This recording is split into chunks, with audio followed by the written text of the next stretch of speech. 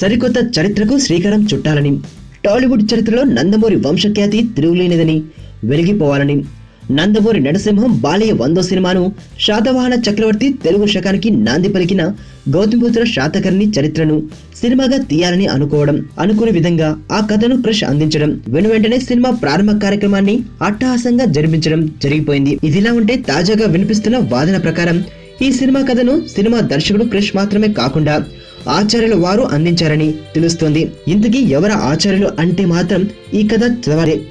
బాలయ్య క్రిష్ ఈ సినిమా చేద్దామని అనుకున్న వెంటనే క్రిష్ తనకు తెలిసిన సమాచారాన్ని తీసుకురాగా ప్రొఫెసర్ రంగనాయకులను ప్రత్యేకంగా బాలయ్య కలవడం, సినిమా గురించి చెప్పి గౌతమిపుత్ర శాతకర్ణి చరిత్రను ఆయన చేత రాయించడం జరిగిందట. అయితే ఆయన రాసి ఇచ్చిన కథను తెరపై ఆవిష్కరించే పనిలో పడ్డాడు క్రిష్.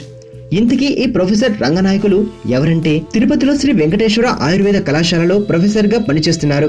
ఇంతకు ముందు చరిత్రకి సంబంధించిన పుస్తకాలు ఎన్నో రచించడం జరిగింది. అందుకే బాలయ్య మెచ్చి మరీ ఈ గౌతమిపుత్ర శాతకర్ణికి మూల కథను ఆయన చేత రాయించడం జరిగింది. ఇక గత ఏడాది కంచి సినిమాతో తక్కువ బడ్జెట్ తోనే రెండవ ప్రపంచ యుద్ధం ఫీల్ ను కలిగించిన క్రిష్ ఈ సినిమాతో చరిత్రలో నిలిచిపోయే సినిమాగా తీర్చిదిద్దుతాడని అందరూ ఆశిస్తున్నారు. మరి క్రిష్ ఏం చేస్తాడో తెలియాలంటే మాత్రం మరికొన్ని రోజులు ఆగాల్సిందే.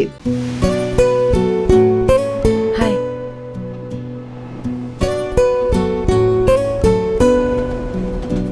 అనసూయ రామలింగం.